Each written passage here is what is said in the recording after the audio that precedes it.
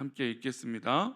살인자가 그리로 도피하여 살만한 경우는 이러하니 곧 누구든지 본래 원한이 없이 부지 중에 그의 이웃을 죽인 일. 아멘. 기도하겠습니다. 하나님, 오늘도 사랑하는 주님 앞에 우리가 모였습니다. 또한 우리 사랑하는 주님을 사랑하는 우리 성도들이 이 시간 모였습니다. 우리가 다른 것 바라고 다른 것 의지하는 것이 아니라 오직 주님만 바라보게 하여 주시고 주님께만 의지하고 기도하게 하여 주시고 주님만 사랑하는 이 귀한 시간 되어질 수 있도록 복을 내려 주옵소서. 사랑하는 주님 앞에 모든 걸 내려놓고 정말 우리 신앙과 우리의 삶이 온전히 바로 설 수 있도록 은혜를 베풀어 주옵소서. 이 시간 하나님 일천번제로 드려진 예물들과 또 범사에 감사하여 드려진 예물을 기뻐 받아 주시고 또 말씀을 나눌 때 주님 우리와 함께하여 주옵소서. 감사하고 거룩하신 예수 그리스도 이름으로 기도올옵나이다. 아멘. 억울한 일은 참 힘든 겁니다. 우리 삶에 억울한 일이 벌어지면 참 분노하게 되고 또 정말 황당하고 속상하죠. 억울한 일이 생기면 참 눈물도 나고 참 괴롭습니다. 오늘 우리나라는 참 인권에 대한 고민을 많이 하죠. 인권이 중요합니다. 정상적인 사람들이 사회에서 인권을 존중받아야 되는 건 당연하죠. 그런데 정말 참담한 범죄를 저지른 사람들의 인권을 정말 존중해야 되는가, 보호해야 되느냐. 지금 뭐 한동안 뉴스에 가장 많이 나오는 사람 중에 하나는 뭐 이 정유정이라고 하는 이 여자 살인자도 나오지만 이 부산에 있었던 그 돌려차기 이름도 너무 황당하죠. 그 CCTV 정면으로 그 모든 이 범죄 장면이 나왔는데 너무나 참혹한 이 끔찍한 범죄를 저지릅니다. 근데 지금 최근에 왜 이슈가 되냐면 어떤 사람이 그 사람이 너무 이제 믿고 너무 정말 좋지 못한 악질한 범죄자니까 이걸 막 조사를 해갖고 그의 신상에 대해서 공개를 했어요. 그리고 그가 뭐 사진이나 여러 가지 그에 대해서 알려줬죠. 인터넷에 확 공개를 다 해버렸습니다. 근데 이제 찬반이 있죠. 아무리 범죄자고 또 재판 중에 있으니까 인권을 존중해야 된다. 그래도 그런 건 보호해줘야 되는 거 아니냐 이라는 얘기가. 아니 그런 악랄한 인간은 당연히 공개해갖고 사람들이 조심하고 또 정말 다시는 이런 죄를 저지르지 않도록 법의 재판뿐만 아니라 사람들의 재판도 받아야 된다. 이런 이야기로 인권에 대한 얘기가 팽배하게 맞서고 있습니다. 우리나라가 1997년 이후로는 사실 또 살인이 사형 제도가 사실 이제 멈춘 나라입니다. 그래서 전 세계적으로도 우리나라는 사형 제도가 없는 나라로 분류된 나라죠. 왜 그럴까요? 사람이 사람을 죽인다라고 하는 이 인권의 존중에 대한 문제가 우리나라에서도 계속 고민되어지기 때문이에요. 근데 이건 역시 얼마 전에도 뉴스에 계속 이슈가 됐습니다. 한 사형수가 이제 정말 이 사형의 집행에 이제 너무 지난 거예요. 근데 아직도 살아 있는 거죠. 그럼 과연 어떻게 되느냐? 이것을 이제 그러면 이제 풀려나야 되는데 이제 이걸 어떻게 됐냐? 이거 그러니까 사형을 선고받았는데 사형이 집행이 안 된 거예요. 근데 일정 기간이 지나면 이게 이제 법 집행이 끝난 거니까. 그래서 이걸 어떻게 되느냐? 그것을 이제 무기징역으로 바꿔야 된다. 이제 그렇게 법리적 보완을 해야 된다. 그래서 입법 절차를 밟고 있는다고 뉴스가 나왔습니다.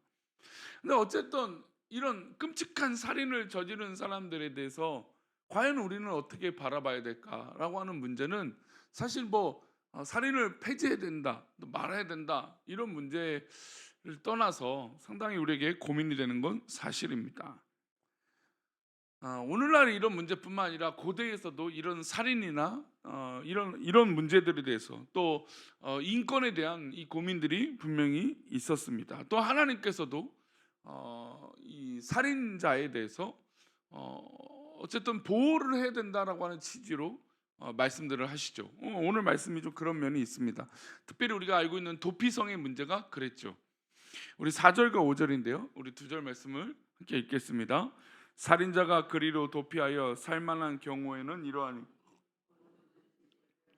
원한이 없이 부지중에 그의 이웃을 죽인 일, 가령 사람이 그 이웃과 함께 벌목하러 산림에 들어가서 손에 도끼를 들고 벌목하려고 찍을 때에 도끼가 자루에서 빠져 그의 이웃을 맞춰 그를 죽게 함과 같은 것이라. 이런 사람은 그 성읍 중 하나로 도피하여 생명을 보존할 것이니라. 그러니까 도피성은 말 그대로 그 도피성에 들어가면 사람들이 보복을 하고 살인을 갚아야 되는데, 그것을 도피성에 들어감으로 생명을 보호해주고 또 정당한 어떤 그런 판단을 받을 때까지 보호해주는 성읍이었습니다. 그러니까 도피성의 의미는 하나님께서 함부로 생명을 해하지 않도록 보호해 주시는 측면이 컸어요. 근데 그 생명, 그러니까 즉 살인자의 보호는 어떤 사람들이었냐면 정말 부지중에 정말 살인할 의도가 없는 그런 사람이 보호를 받는 것이었습니다. 오늘 성경에 의하는 원한이 없는 사람과 산림의 벌목, 즉 나무를 패러 갔는데, 나무를 구하러 갔는데 도끼를 찍다가 도끼가 날아간 거예요. 도끼 날이. 그러다가 상대방의 사람이 맞아서 정말 죽게 된 거죠. 어쨌든 실수로 사람을 죽였어요. 아마 실수였다 할지라도 어떻습니까? 가족들은 화가 나죠. 어떻게 이렇게 아무리 실수여도 그런 죄를 저지를 수 있는가? 이제 과실치사냐, 살인이냐, 이건 차이가 분명히 법적으로도 우리나라 법에서도 차이가 있거든요. 그러니까 실수로 살인을 또 상해를 입혔느냐, 아니면 의도를 가지고 살인을 저지르느냐, 계획을 했느냐, 이건 또 다른 문제예요. 근데 오늘날 그런 문제가 고민되는 것처럼 이때에도 그런 거 있었어요. 도끼를 하다가 잘못 날아간 거죠. 참 사람이요, 참 희한한 일이 겪게 되면 참 이렇게 희한한 일이 겪어요. 아니 도끼로 나무를 패러 가는데 그 도끼가 날아와서 자기를 죽게 만들거나 다치게 만들 거라고 생각을 했겠습니까? 누가 그렇게 했어요?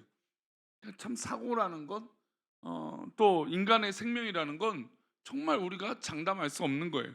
그러니 오늘 하루도 하나님 앞에 평안하거든, 평안 안에서 감사합니다. 오늘 하루도 건강하게 살게 돼서 하나님 감사합니다라고 이 고백을 하는 믿음의 고백이 우리 가운데 있기를 축원합니다. 근데 어쨌든 이 사람은 이 도끼를 하다가 사람을 도끼질을 하다가 사람을 죽인 거죠. 어쨌든 주변에 가족들이나 분노가 있었을 때 도피성에 가면 정말 이 살인을 갚는 건 좀 너무한 거 아니냐. 그래서 그것을 보호해 주기 위해서 도피성을 마련해 주신 것입니다. 하나님은 이렇게 억울한 일, 그러니까 서로 억울한 일에 대해서 좀 고민할 수 있도록 하나님께서 허락하신 것이죠. 그래서 이 재판에 관해서도 이 억울한 일이 벌어지지 않도록 말씀하십니다.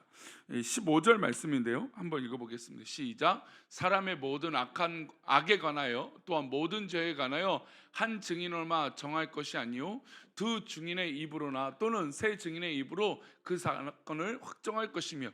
그러니까 한 사람은 꾸며서 거짓말을 할 수 있잖아요, 증인으로. 그러니까 두 사람, 세 사람이 그거에 대해서 증거를 제시하고 얘기해야 된다는 겁니다. 그러니까 우리나라 이 법 중에 참 이게 이 사실적 명예훼손이라고 하는 게 있어요. 참 너무 웃기죠. 사실을 말해도 명예를 훼손한다라는 얘기예요.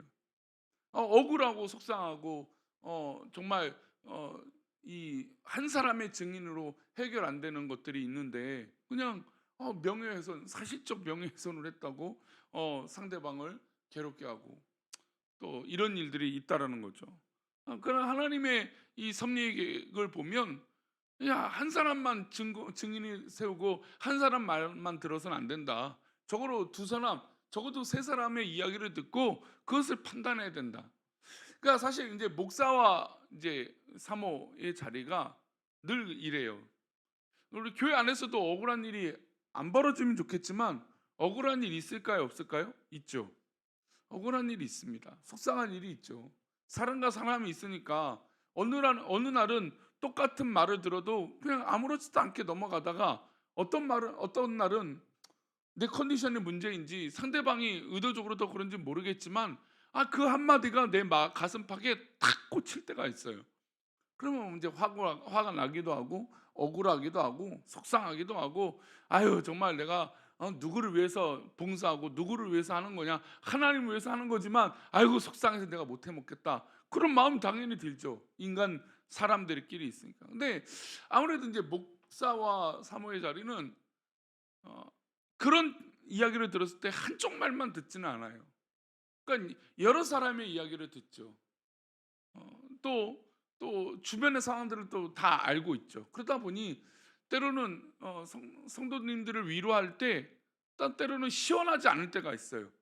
아이 맞아, 그 사람 잘못했어요, 이래 버리면 좋겠죠, 그렇죠? 아이 그 사람 잘못했네, 그러면 좋겠지만 그러지 않을 때가 훨씬 더 많아요. 왜냐하면 두세 사람의 이야기들과 그 상황들을 좀 아니까. 근데 한쪽 말만 들으면 아이 속상하고 억울한 거 맞죠. 그렇게 어떻게 이렇게 힘들게 할까, 억울하다, 그럴 수 있어요. 근데 아무래도 목회자는 여러 상황들과 또 그 이야기들을 또 아니까 시원한 대답이 안 나올 때가 많아요.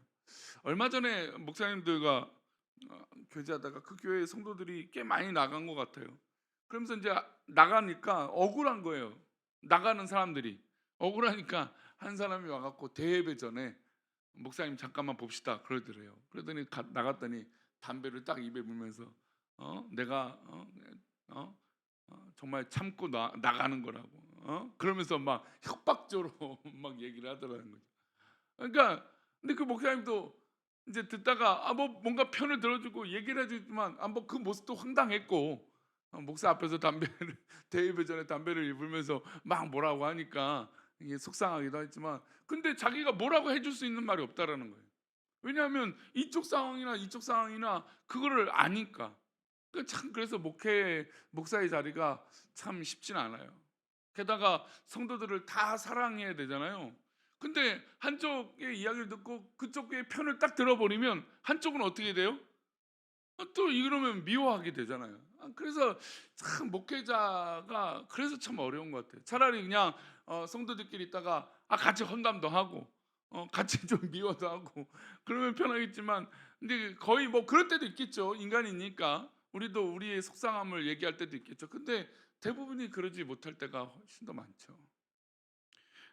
하나님은 한 사람이 얘기만 듣는 것이 아니라 두 사람, 세 사람 이야기를 듣고 함께 그 문제들을 풀어가라고 재판에 있어서는 더욱더 얘기를 합니다. 말씀하시죠. 그래서 실제적으로 재판장에게 요구를 하세요. 18절입니다. 함께 읽겠습니다. 재판장은 자세히 조사하여 그 증인이 거짓 증거하여 그 영재를 거짓으로 모함한 것이 판명되면, 재판장이 열심히 조사하라는 겁니다. 그냥 가만히 앉아서 보고만 받고 얘기만 듣는 것이 아니라 실제로 조사해 보라는 것이죠. 그래서 우리나라의 유명한 실제로 재판장들은요, 이 뭐 서류를 보고도 이 조사를 하지만 실제로 본인이 판단이 안 될 때는 현장에 간다라는 거예요. 현장에 가보기도 하고 그 사람의 형편과 사정들을 좀 눈으로 직접 보기도 하고 재판을 한다는 겁니다. 사실 재판장이요, 판사가요, 가만히 앉아 있는 게 판사의 자리가 아닙니다. 정말 실제적으로 그런 일들이 왜 일어나는지 알아보고 그거를 법리적으로 해석할 때 한 채의 어떤 억울함이 생기지 않도록 하는 것이 판사의 직무죠. 예. 하나님은 이때부터 이 시대 때부터 벌써 이 재판장 판사의 어떤 그런 이 마땅히 해야 될 일을 말씀하고 가르치고 계신 것입니다. 그만큼 어떤 사람이 없도록 하는 거죠? 억울한 일이 없도록 일하는 것입니다. 그리고 이제 우리가 잘 알고 있는 상호주의 말씀이 있어요. 이 말씀은 우리가 보복이라고 생각을 하는데 사실 이제 보복은 아니에요. 우리 신명기 19장 21절인데요. 함께 읽겠습니다. 내 눈이 궁일이 여기지 말라. 생명에는 생명으로, 눈에는 눈으로, 이에는 이로, 손에는 손으로, 발에는 발로인 일이냐. 그러니까 이 말씀은 사실 구약 시대에 사람들이 갚아주기 위해서 이 말씀을 했어요. 야, 생명은 생명이야. 눈이면 눈이야. 이해는 이해야. 손해는 손이야. 내가 갚을 거야. 그러니까 정당하게 요구했던 말씀이 근거예요. 근데 이게 본래 이 말씀은요, 최대한과 최소한을 정해준 거예요. 무슨 얘기입니까? 물론 이제 생명어는 악하게 생명을 했으니까 생명으로 갚는다. 이것이 뭐 시원할 수도 있겠죠. 근데 여러분 성도님들 생각해 보세요. 내 눈이 다쳤다. 의도적으로 저 사람이 내 눈을 다쳤다. 눈만 다치게 하겠습니까? 더 억울하니까 더 갚아줘야죠. 근데 최소한의 눈만 건들라는 겁니다. 이해는 이만 딱 건들라는 거예요. 근데 사람들은 억울하고 분노가 생기면 이것만 하겠습니까? 그렇지 않죠. 내 손을 망가뜨려? 그럼 네 다리 몽둥이를 부러뜨려야지. 내 몸을 못 쓰게 만들어야지. 이런 억울함과 이 분노가 치밀어 오른단 말이에요. 그래서 그것을 막기 위해서 딱 이것만 하라는 것이 사실 이것은 상호주의 법이었어요. 근데 이제 이것을 내가 이 정도는 해야겠지, 안 갚으면 해야겠다라고 이 인간적 해석을 해서 문제가 더 발생을 한 것입니다. 하나님께서 제시하는 율법과 근본 정신은 사실 사람을 보호하고 사람을 사랑하는 데 있어요. 억울한 일이 우리가 살다 보면 없을 수는 없어요. 있죠. 그런데 우리가 억울한 일이 벌어졌을 때 우리 성도님들 한 번, 두 번, 세 번 하나님 앞에 한번 시간을 가져보세요. 1초, 2초, 3초. 그렇죠. 그리고 그 억울한 일이 있지만 과연 내가 이 억울한 일에 내 모든 생각을 빼앗길 필요가 있는가라고 한번 고민할 필요가 있어요. 그리고 또한 더불어 우리 주변에 나도 억울하면 속상한 만큼 우리 주변의 성도들이나 사람들에게 억울한 일이 발생되지 않도록 우리가 위로하고 보호해야 됩니다. 그리고 진정한 하나님이 사랑하는 인권이 무엇인지, 정말 인간을 사랑하시는 하나님의 사랑이 어떤 것인지 정말 그 마음이 우리 가운데 가득하기를 축원합니다. 물론 이 설교를 준비하면서 참 목사의 저도 우리 교회 안에 억울한 일이 벌어지지 않기를 늘 바라요. 그런데 참 쉽지 않죠. 어렵죠. 맞습니다. 근데 적어도 우리 새벽 예배 나와 기도하는 우리 믿음의 백성들은 억울함을 뛰어넘는 믿음의 성숙함이 있기를 축원합니다. 우리 성도님들이 성숙하지 않았다라는 게 아니라 그 성숙이라는 건 하나님 앞에 풀어가는 것이죠. 목사 앞에 토로하세요. 사모 앞에 토로하시는 거 맞아요. 근데 우리가 정말 하나님 앞에 억울함이 있는 동시에 그것을 분노로 풀지 않기를 축원합니다. 왜냐하면 사람들은 다 분노하게 되어 있어요. 억울한 일 있으면 분노하지 않을 사람이 어디 있어요? 그런데 우리는 기도하는 사람이잖아요. 그러니까 우리가 분노로 내 모든 에너지를 쏟아버리지 마시고 정말 하나님 앞에 하나님이 우리 인간들을 얼마나 사랑하는지, 또 어리석은 자들도 사랑하시는지 이 믿음의 모습을 돌아보면서 오늘도 또 때로는 내가 억울하게 행할 수 있잖아요. 그렇죠? 억울함을 끼칠 수도 있잖아요. 그게 바로 우리 인간의 연약함입니까? 그러니까 그런 성숙한 믿음의 눈을 가지고 오늘도 서로를 사랑하고 또 섬기고 기도해주고 위로해주는 그런 따뜻한 공동체가 우리 교회가 되기를 축원합니다. 기도하겠습니다. 하나님, 혹시나 이 새벽에 나와 기도하는 우리 성도님들 가운데 억울한 일이 있습니까?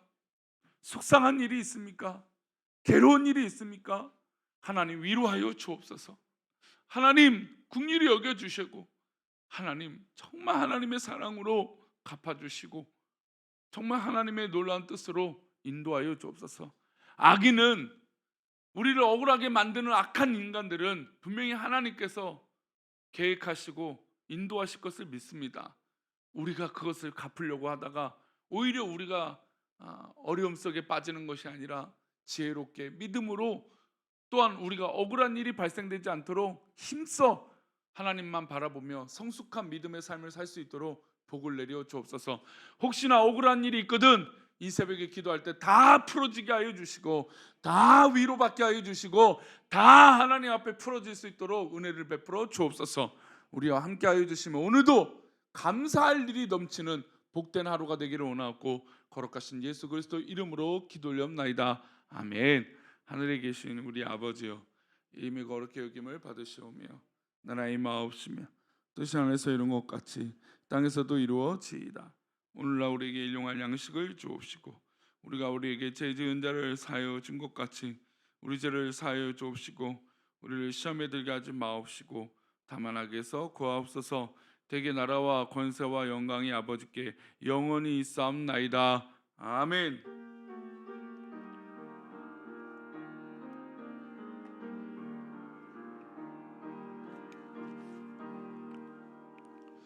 네, 오늘도 하나님 앞에 기도하시면서 하나님께서 우리 성도들의 억울함과 속상함을 갚아주실 줄 믿습니다. 우리 그렇게 하나님 앞에 간절히 기도하고 내 모든 것을 맡기고 기도하시다가 돌아가시도록 하겠습니다. 함께 기도하겠습니다. 하나님 아버지, 우리가 억울한 게 있습니다. 속상한 게 있습니다. 아버지, 인도하여 주옵소서. 하나님,